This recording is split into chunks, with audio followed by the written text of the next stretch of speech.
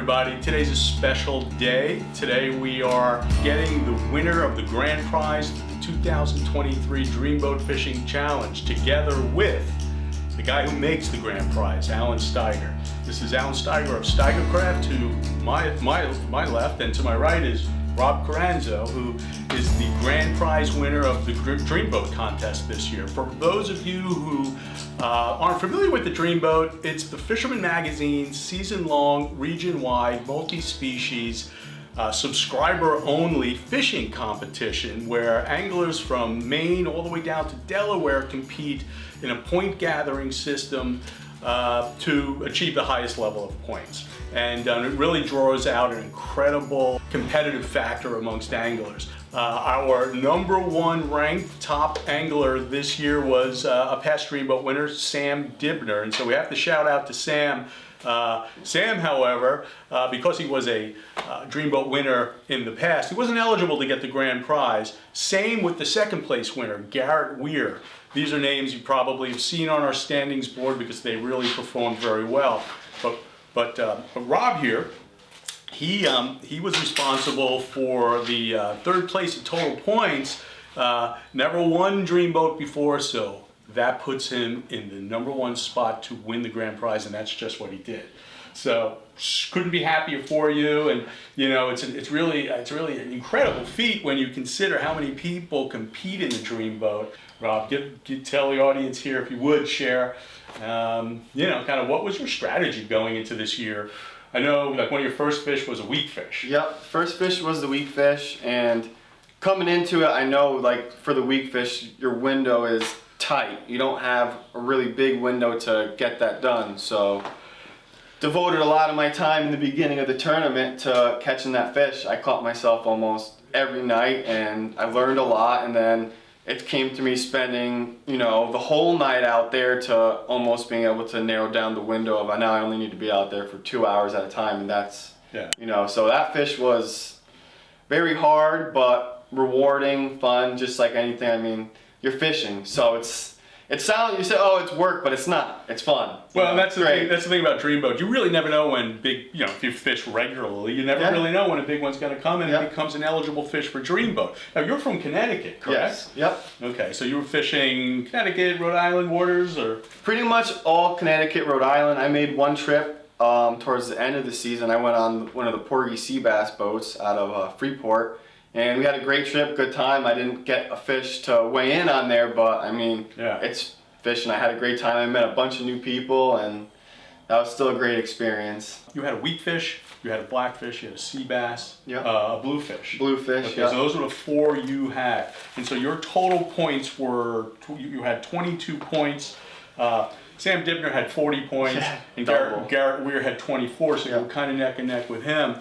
And even right up to the end, I think it was your blackfish at the end of the blackfish I actually posted. In November? Yeah, beginning of November I posted that fish, and everyone, it seemed like that spot right behind me was changing a lot, and the gap was getting closer and closer. So like I said, I went on that porgy sea bass boat to try and gain there and I didn't make it happen. I was able to just hold off, and I mean, it was very stressful. Being able to consistently come up with catches, you've got to try to plan out. I mean, you're holding a map in your hand, basically. You are, but the intel plays a huge role. You need to know where those big fish are. Take some time out. Some guys leverage their life to go and fish and take off at work, or travel 100 miles to go to Nantucket Shoals to get a fluke. But whatever. It's one of those things where you got to follow the big fish. Now, you got to be excited. I know you're excited. We've spoken. You're looking at running a Steiger Craft 23 Miami. Al, just give us a little bit overview of that boat, because it's a special boat. I mean, all Steiger Crafts are. This particular boat, great inshore, 3-season boat, 4-season boat, really. That was one of our first DP boats that we built back in the early 90s. And it's been one of our premier boats ever since. And it's great in the bay, it's good in the ocean. It's a really very stable, very nice riding boat, good on fuel, and it's an all-around great boat. I mean, you can fish all year. And with the pilot house, you can fish from March or April to January. So it makes it really nice, and it's low maintenance, so it's easy to take care of. Yeah. And you can catch whatever you want to catch on it.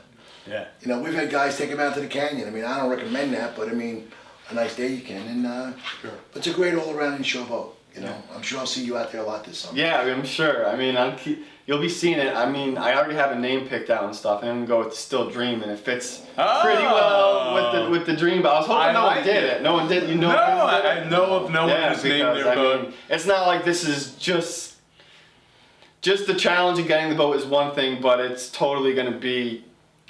I love fishing. It's what I love to do. So every day I'm out on that thing, I'm gonna be dreaming. There you go. What could you say to people out there that are going to fish in the 2023 Dreamboat contest? What words of advice, inspiration? I don't know. I mean, so the one thing I could say is it's all about time. Everybody who says, "Oh, how do I catch more fish? How do I do this?" I said, "Well, you got to fish more." That's the thing. I go out there, and just like everybody else, I go out there some nights, 3-4 nights in a row, I might not catch anything. It's just being persistent. Definitely trying to look, the magazine has a lot of good information of where you could see, okay, when and where. If you look, a lot of the fish that make it on the board are, they're caught in the same areas and stuff like that. Mm-hmm. So that's another huge thing, knowing when and where to be there, making as much time as possible. I mean, luckily with work, my boss was good, so sacrifice a little bit there, miss a day of work here and there to get out, but, that's the thing, you got to get out there and you have to fish.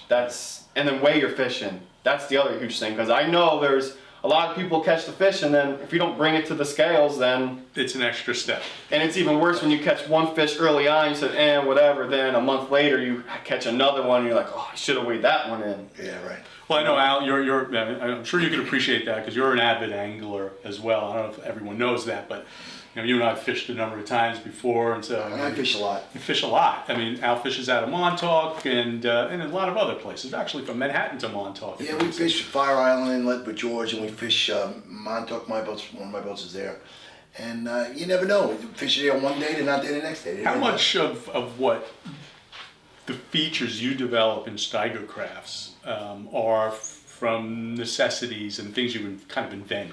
From your experience in fishing. It changes every year. Yeah.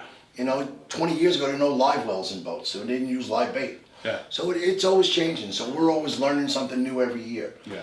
And you figure something out. You see a new bait, you see a new hook, you see a new jig, and like you said, it's a lot of fun. Those sinker compartments on the gunnel. Yeah. Well, when we you always figure something out to make it easier for, especially the older you get. The older you get, the more make it easier. So Yeah. Like now we're using those mink coders, we use sea keepers, we use a lot of things that we never thought would even come into, into play. Yeah, so it's nice. And the thing about our boat is, we build them all and then we rig them afterwards. So you can always add everything on that we have in a finished boat. So if you want to add this next year, that next year, you can. Yeah. So. Yeah. Well, listen, I couldn't be, happier for you. I have to say thank you to Mike, everyone at the Fisherman, as well as Al, everyone at Steiger. And without you guys, would never be possible. I mean, I couldn't even think of buying a new boat till maybe when I'm retired or something like that. Well, these have a lifetime warranty, so it'll last you for a long time. Yeah. And shout out again to Sam Dibner, the #1 contestant in the Dreamboat contest, and also, of course, Garrett Weir, Bill DaCosta, the 4th placed winner, and everybody else who even if you just entered a fish, all of our finalists, all of our largest of species, the Fish of the Month winners. We really appreciate you guys being a part of this, and big announcements coming.